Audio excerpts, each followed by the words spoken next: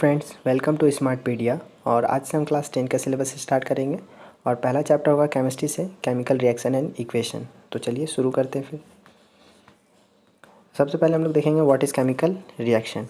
whenever a chemical change occurs we can say that a chemical reaction has taken place। ठीक है, तो जब भी कोई केमिकल रिएक्शन होता है तो वो परमानेंट नेचर का होता है और उसमें जो भी न्यू सब्सटेंस फॉर्म होता है विथ अ न्यू प्रॉपर्टीज़, और जो भी प्रोडक्ट बन गया उसको हम लोग वापस से रिएक्टेंट में रिवर्स नहीं कर सकते हैं। तो इसका एग्जांपल्स क्या क्या है, जैसे कि rusting of iron, burning of magnesium ribbon, burning of charcoal, making of curd, ripening of fruit, ये सब सारे केमिकल रिएक्शन के एग्जांपल्स हैं। ओके, तो अब हम लोग देखेंगे बैलेंस्ड इक्वेशन। तो बैलेंस्ड इक्वेशन क्या है कि balanced equation in which the number of atoms on the reactant and the product sides are equal, यानी कि number of atoms in the reactant और प्रोडक्ट दोनों साइड इक्वल हो। जैसे कि हम लोग यहाँ एग्जांपल्स में देख सकते हैं कि यहाँ हाइड्रोजन का फोर एटम्स है, तो यहाँ प्रोडक्ट साइड में भी 4 एटम्स है, और यहाँ ऑक्सीजन का 2 एटम्स है, तो यहाँ पे भी ऑक्सीजन का 2 एटम्स है। ठीक है, तो यहाँ हम लोग देखेंगे why we should balance a chemical equation. तो we balance a chemical equation so that number of atoms of each element involve in the reaction remains the same at the reactant and product side, यानी कि number of atoms in the reactant should be equal as in the product side. जितना number of atoms reactant में है उतना ही number of atoms product में भी होना चाहिए। तो हम लोग जैसे कि यहाँ पे इस केमिकल इक्वेशन को बैलेंस करने की कोशिश करेंगे। ये उसका रॉन्ग अटेम्प्ट है। ओके, तो अब हम लोग इसको बैलेंस करने की कोशिश करेंगे। तो सबसे पहले इसका ट्रिक क्या है कि सबसे पहले हम लोग मेटल को बैलेंस करते हैं, फिर नॉन मेटल को, उसके बाद हाइड्रोजन, फिर ऑक्सीजन। ओके, तो सबसे पहले यहाँ पे मेटल में फेरस को बैलेंस करेंगे। तो फेरस कितना है यहाँ पे प्रोडक्ट में 2 है, तो यहाँ पे हम लोग 2 लगा सकते हैं। तो ये फेरस यानी कि मेटल बैलेंस हो गया। अब non metal hydrogen and oxygen के अलावा और कोई नॉन मेटल नहीं है, तो अब हम लोग हाइड्रोजन को बैलेंस करेंगे। तो हाइड्रोजन यहाँ ऑलरेडी बैलेंस्ड है, तो अब हम लोग ऑक्सीजन को बैलेंस करेंगे। तो यहाँ पे जैसे पहले से 2 था, तो ऑक्सीजन को अगर बैलेंस करने के लिए हम लोग यहाँ पे 3 लगा सकते हैं। उसके बाद हाइड्रोजन अनबैलेंस हो गया, हाइड्रोजन कितना 6 है, तो यहाँ पे हम लोग जस्ट 3 लगा देंगे। ठीक है, आपको मैं बता दे रहा हूँ, यहाँ पे लिखने में थोड़ा प्रॉब्लम हो रही है। ओके, तो अब ये बैलेंस हो जाएगा। तो अब हम लोग देखेंगे केमिकल कॉम्बिनेशन रिएक्शन। ओके, तो क्या है combination reaction? The reaction in which 2 और more substance combine to form a new single substance, यानी कि जिसमें 2 या 2 से अधिक रिएक्टेंट मिलके एक सिंगल प्रोडक्ट बनाए, तो उसको कॉम्बिनेशन रिएक्शन कहेंगे। नाम से ही पता चल रहा है कॉम्बाइन करना। ठीक है, तो जैसे कि यहाँ पे कैल्शियम ऑक्साइड और वाटर को मिला के हम लोग कैल्शियम हाइड्रोक्साइड बना सकते, यहाँ पे बन रहा है, हम लोग देख रहे हैं। तो कैल्शियम ऑक्साइड को हम, इसका दूसरा नाम क्या है? Quick lime. क्विक लाइम में जब वाटर मिला है तो ये कैल्शियम हाइड्रोक्साइड बना, जिसका दूसरा नाम सिलेक्ट लाइम है। तो अब हम लोग देखेंगे कैल्शियम हाइड्रोक्साइड का क्या यूज़ है। तो calcium hydroxide is used for white washing walls. It reacts with CO2 to form calcium carbonate and gives shiny finish to the walls. तो कैल्शियम हाइड्रोक्साइड को हम लोग वाइट वॉशिंग वॉल्स में use कर सकते हैं। ठीक है, जिससे क्या होता है कि हम लोग का वॉल्स में शाइनी फिनिश आता है। और ये शाइनी फिनिश क्यों आता है? क्योंकि ये कैल्शियम हाइड्रोक्साइड जो वाइट वॉशिंग के लिए यूज़ किया गया है, ये इन्वायरमेंट का CO2 से रिएक्ट कर जाता है और फिर ये कैल्शियम कार्बोनेट बना देता है, जिसके कारण से वॉल में शाइनी फिनिश आ जाती है। ओके, अब हम लोग देखेंगे नेक्स्ट कॉम्बिनेशन रिएक्शन, जो कि है बर्निंग ऑफ कोल। तो ये बर्निंग ऑफ कोल क्या है?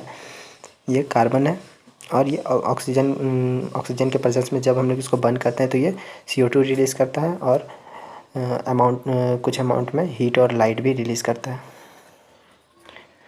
ओके, तो ये कैसा रिएक्शन हो गया? ये एक्सोथर्मिक रिएक्शन हो गया।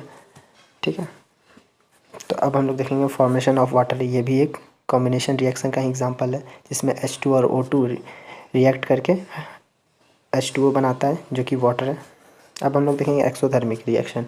एक्सोथर्मिक रिएक्शन क्या है, जिसमें कि हीट रिलीज हो with the formation of product के फॉर्मेशन के साथ साथ हीट रिलीज हो, तो उसको हम लोग क्या बोलेंगे, एक्सोथर्मिक रिएक्शन। जैसे कि CH4 मीथेन को ऑक्सीजन के प्रेजेंस में जलाएं यानी रिएक्शन कराएं, तो फिर वो क्या रिलीज़ किया, carbon dioxide, water plus huge amount of heat. Okay, तो इसको हम लोग फ्यूल के रूप में यूज़ करते हैं, मीथेन। ओके, नेक्स्ट अब हम लोग देखते हैं एंडोथर्मिक रिएक्शन।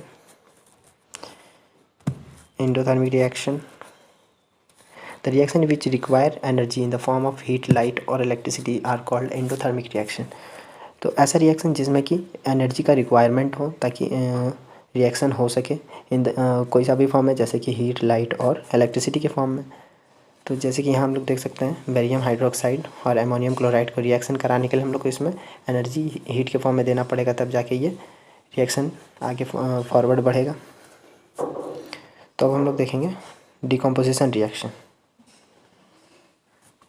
डिकम्पोजिशन रिएक्शन से क्या पता चला कि एक सिंगल सब्सटेंस आगे में डिकम्पोज करके फर्दर 2 और मोर सब्सटेंस में कन्वर्ट हो जाए, तो उसको डिकम्पोजिशन बोलेंगे। जैसे कि यहाँ पे लिखा है क्या, single substance decomposes to give 2 और more substance, single substance give 2 और मोर सब्सटेंस। तो इसका बहुत सारे टाइप्स हैं, जैसे थर्मल डिकम्पोजिशन जिसमें हीट की मदद से डिकम्पोज हो रहा हो, जैसे FeSO4 फेरस सल्फेट को जब हम लोग हीट देते हैं तो Fe2O3 में कन्वर्ट हो जाता है, और साथ ही साथ sulphur dioxide and sulphur trioxide release करता है। तो FeSO4 जो है वो ग्रीन कलर का होता है, और जब इसको हम लोग हीट करते हैं वो रेडिश ब्राउन कलर में चेंज हो जाता है, जो कि फेरिक ऑक्साइड रहता है। तो इसको हम लोग ऑब्जर्व कर सकते हैं बाय सीइंग इट। तो नेक्स्ट हम लोग देखेंगे कैल्शियम कार्बोनेट। कैल्शियम कार्बोनेट को भी थर्मल डिकम्पोजिशन की मदद से हम लोग यानी कि उसको हीट देके CaO और CO2 में तोड़ा जा सकता है। तो कैल्शियम ऑक्साइड में ये और CO2 में चेंज हो जाएगा। नेक्स्ट हम लोग देखेंगे लीड नाइट्रेट। लीड नाइट्रेट जो है PbNO3, जब हम लोग इसको हीट करते हैं तो ये लीड ऑक्साइड में चेंज हो जाता है, साथ ही साथ NO2 और ऑक्सीजन रिलीज़ करता है। ठीक है, लीड नाइट्रेट पहले होता है वाइट कलर, फिर ये चेंज हो गया ब्राउन कलर में, जिसको भी हम लोग देख के पता लगा सकते हैं कि डिकम्पोजिशन हुआ यहाँ पे। अब हम लोग देखेंगे इलेक्ट्रोलाइटिक डिकम्पोजिशन। तो इलेक्ट्रोलाइटिक डिकम्पोजिशन क्या है कि ऐसा डिकम्पोजिशन जो इलेक्ट्रिसिटी के थ्रू हो, इलेक्ट्रिसिटी को पास कराने पे हो। ठीक है, तो क्या है कि when decomposition reaction is carried out by electric current is called electrolytic decomposition. तो जैसे कि हम लोग यहाँ देख सकते हैं वाटर में H2O, यहाँ O छूट गया, सॉरी, ओह नो। ठीक है, यहाँ पे O होगा, H2O में जब इलेक्ट्रिसिटी पास कराएंगे तो ये H2 और O2 में टूट जाएगा। तो यहाँ पे देख सकते हैं, यहाँ एक एनोड है, एक कैथोड है। ठीक है, तो जब इसमें हम लोग इलेक्ट्रिसिटी पास कराएं तो एक में हाइड्रोजन कलेक्ट हो जाएगा, एक में ऑक्सीजन कलेक्ट हो जाएगा, तो इसको हम लोग इलेक्ट्रिक करंट के थ्रू डिकम्पोज कर पाएँ। ठीक है, तो ये कैसा डिकम्पोजिशन हो गया, इलेक्ट्रोलाइटिक। अब हम लोग देखेंगे सनलाइट के थ्रू डिकम्पोजिशन कैसे हो रहा है। तो AgCl में जब हम लोग सनलाइट अगर फॉल कराते हैं तो वो Ag यानी कि सिल्वर और क्लोरीन गैस में कन्वर्ट हो जाएगा। ठीक है, सिल्वर हम लोग को मिल जाएगा और ये क्लोरीन गैस इवॉल्व होता है उससे। तो ये भी ऑब्जर्वेबल कैरेक्टर है, क्योंकि हम लोग देख के इसको पता लग सकते हैं कि क्योंकि AgCl जो है वाइट कलर का होता है, जब हम लोग इसमें सनलाइट फॉल किया तो ये ग्रे कलर में चेंज हो गया। ओके, अब हम लोग देखेंगे सिल्वर ब्रोमाइड, जो कि सिमिलरली बिहेव करता है। तो AgBr में भी जब हम लोग सनलाइट फॉल कराते हैं तो ये भी Ag और Br2 में चेंज हो गया। ठीक है, तो Ag जो सॉलिड है वो तो रह जाएगा डिश में, जिस पे हम लोग रखे हैं, जिस एपरेटस में रखे हुए हैं, लेकिन ब्रोमीन गैस जो है वो गैस में इवॉल्व हो जाएगा। तो ये सब जो रिएक्शन थे, ये और ये, तो ये सब ब्लैक एंड वाइट फोटोग्राफी में यूज़ होता है। ठीक है, तो इससे क्वेश्चन भी तो पूछे जा सकते हैं। ओके, तो अब हम लोग देखेंगे डिस्प्लेसमेंट रिएक्शन। तो डिस्प्लेसमेंट रिएक्शन क्या है कि जब एक एलिमेंट किसी अनदर एलिमेंट को डिस्प्लेस कर देते हैं उसका सॉल्यूशन से। ठीक है, तो जैसे कि यहाँ फेरस है जो कि कॉपर से हाईली ज़्यादा रिएक्टिव है, तो ये कॉपर सल्फेट सॉल्यूशन से फेरस जो है वो इसको डिस्प्लेस कर देगा। तो यहाँ पे फेरस सल्फेट बना दिया और कॉपर सॉलिड फॉर्म में बाहर निकल जाएगा। तो ये ऐसा फेरस क्यों कर पाया, क्योंकि फेरस ज़्यादा रिएक्टिव है कॉपर से। ओके, इसको डायग्राम के फॉर्म में यहाँ दिखाया गया है। ओके,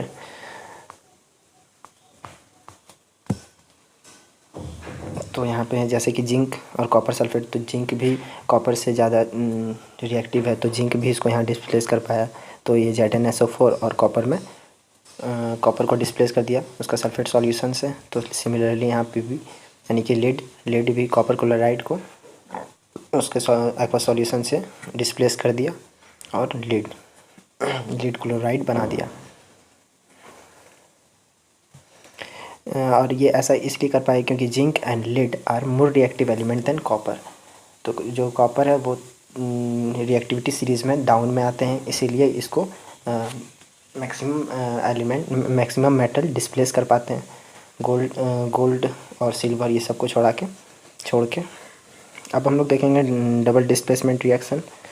तो डबल डिस्प्लेसमेंट रिएक्शन क्या है कि in which two or different atom of or group of atom are neutrally mutually exchanged, यानी कि इसमें जो आयंस है एक दूसरे का एक्सचेंज हो जाता है। जैसे कि यहाँ सोडियम सल्फेट था Na2SO4, तो और यहाँ बेरियम क्लोराइड BaCl2, तो ये आपस में एक्सचेंज कर लेते हैं अपना आयंस।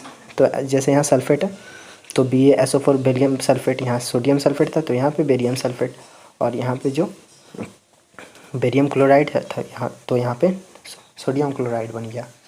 तो ये अपना जो आयंस है वो एक्सचेंज कर लिए।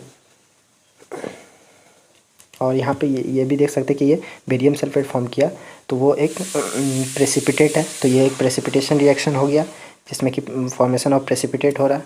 प्रेसिपिटेशन रिएक्शन क्या है कि any reaction that produce precipitate is called precipitation reaction, यानी कि जब भी हम लोग कोई भी रिएक्शन कर रहे होते हैं तो जब कोई सॉल्यूशन को मिक्स करते हैं तो बाद में हम लोग टेस्ट ट्यूब में देख पाएंगे कि कुछ इनसॉल्युबल सब्सटेंस उसके टेस्ट ट्यूब के नीचे बैठ जाता है, तो वो प्रेसिपिटेट होता है। तो जिस रिएक्शन में ऐसा हम लोग को देखने को मिलता है तो वो प्रेसिपिटेशन रिएक्शन होता है। तो उसके कुछ एग्जांपल्स यहाँ नीचे दिए गए हैं। जैसे लीड नाइट्रेट में सोडियम आयोडाइड मिक्स करते हैं, दोनों एक्वा सॉल्यूशन में रहता है। जब इस दोनों को मिक्स किए तो ये लीड आयोडाइड बना दिया, और पोटेशियम नाइट्रेट लीड आयोडाइड और पोटेशियम नाइट्रेट में ये टूटा। ठीक है, तो ये जो लीड आयोडाइड है ये प्रेसिपिटेट है, और जो कि टेस्ट ट्यूब में हम लोग ये नीचे बैठ जाएगा, जो कि हम लोग इसको देख सकते हैं। ओके, और ये जो साइन है ये प्रेसिपिटेशन फॉर्मेशन ऑफ प्रेसिपिटेट का सिंबल है। ओके, तो अब हम लोग बढ़ेंगे रेडॉक्स रिएक्शन की ओर। ठीक है, तो रेडॉक्स रिएक्शन जो है वो मेनली दो पार्ट में इसको डिवाइडेड है, एक है ऑक्सीडेशन एक रिडक्शन। मेनली इसमें दो चीज़ होते हैं, एक ऑक्सीडेशन एक रिडक्शन। तो रेडॉक्स रिएक्शन क्या है कि जिसमें दोनों ऑक्सीडेशन और रिडक्शन दोनों हो तो उसको रेडॉक्स रिएक्शन बोलते हैं। तो ऑक्सीडेशन और रिडक्शन क्या होता है वो देख लेते हैं हम लोग कि ऑक्सीडेशन क्या है कि गेन ऑफ ऑक्सीजन और लॉस ऑफ हाइड्रोजन, ऑक्सीजन का गेन हो या फिर हाइड्रोजन का लॉस हो, तब हम लोग उसको बोलेंगे ऑक्सीडेशन।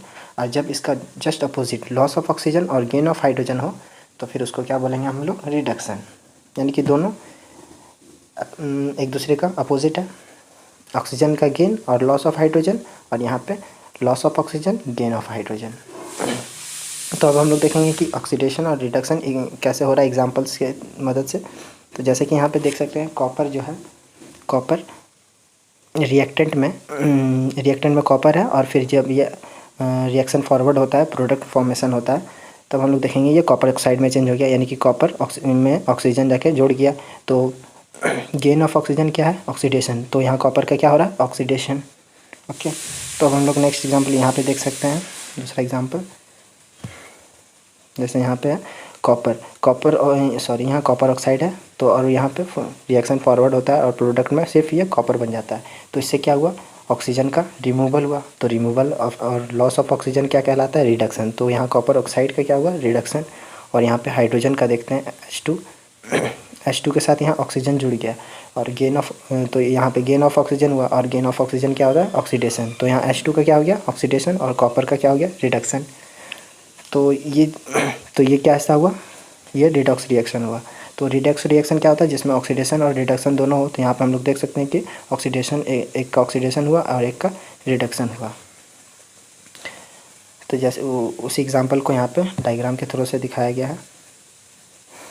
जैसे कॉपर ऑक्साइड है और ये रिएक्शन फॉरवर्ड होके ये कॉपर में चेंज हो जाता है, यानी कि इसमें रिमूवल ऑफ ऑक्सीजन हुआ। तो रिमूवल ऑफ ऑक्सीजन को क्या बोलते हैं, रिडक्शन। और यहाँ पे हाइड्रोजन था, हाइड्रोजन में ऑक्सीजन ऐड हो जा रहा है, तो फिर ये क्या हो जाएगा, एडिशन ऑफ ऑक्सीजन, तो ये ऑक्सीडेशन हो जाएगा। ओके, अब जैसे यहाँ और कुछ एग्जांपल्स हैं, यहाँ पे देख ले सकते हैं। तो यहाँ ZNO है और ये फॉरवर्ड होके रिएक्शन फॉरवर्ड हुआ और प्रोडक्ट फॉर्मेशन में ऑक्सीजन जिंक से हट जाता है, तो ये रिमूवल ऑफ ऑक्सीजन हुआ, तो ये क्या हो जाएगा, रिडक्शन। और यहाँ पे कार्बन जो है, कार्बन आगे रिएक्टेंट में कार्बन है और प्रोडक्ट में कार्बन मोनोऑक्साइड बन जा रहा है, तो ये गेन ऑक्सीजन को गेन किया, तो ये क्या हो जाएगा, ऑक्सीडेशन। ठीक है, तो और ऑक्सीडेशन और रिडक्शन जो भी होगा वो रिएक्टेंट का होगा। ठीक है, हम लोग इसको नहीं इन्वॉल्व करेंगे। अगर हम लोग से पूछा जाता है कि रिडक्शन किसका हो रहा है, ऑक्सीडेशन किसका हो रहा है, तो हम लोग इसमें से जिसका हो रहा है रिएक्टेंट में से ही एक को लेंगे। ओके, अब ये इस एग्जांपल में देखते हैं। तो MnO2 मैंगनीज ऑक्साइड है, तो हम लोग यहाँ देख सकते हैं कि यहाँ पे मैंगनीज के साथ ऑक्सीजन है, लेकिन प्रोडक्ट में ऑक्सीजन हट जाता है, क्लोरीन ऐड हो जाता है, तो यहाँ पे रिमूवल ऑफ ऑक्सीजन हुआ। तो रिमूवल ऑफ ऑक्सीजन क्या होता है, रिडक्शन। और यहाँ पे HCl, यहाँ हाइड्रोजन के साथ क्लोरीन था, लेकिन यहीं पे फॉरवर्ड हुआ रिएक्शन और प्रोडक्ट में ऑक्सीजन जुड़ जाता है, तो एडिशन ऑफ ऑक्सीजन क्या हो जाएगा, ऑक्सीडेशन। ओके, तो ये सिंपल है। अब देखेंगे हम लोग कॉरोशन। कॉरोशन क्या है कि when metal is attacked by substance around it such as moisture, acid and etcetera.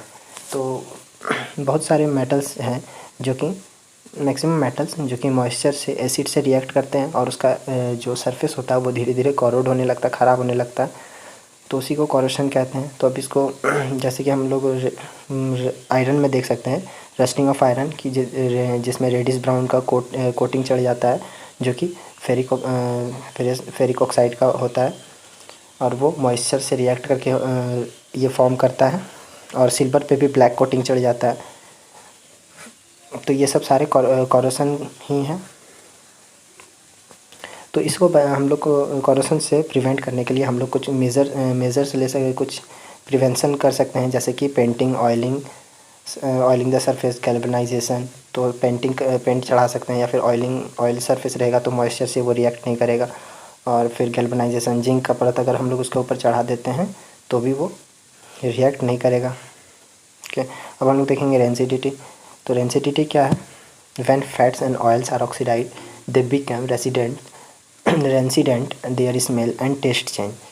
तो जब भी फूड कंटेंट्स में फैट्स एंड ऑयल का कंटेंट्स कर रहा है तो वो इन्वायरमेंट का ऑक्सीजन से ऑक्सीडाइज कर जाएगा, और जिसके कारण से वो रेंसिड हो जाता है और उसका फाउल स्मेल आने लगता है, और वो टेस्ट भी चेंज हो जाता है, जो कि हम लोग कह सकते हैं खाना ख़राब हो जाता है।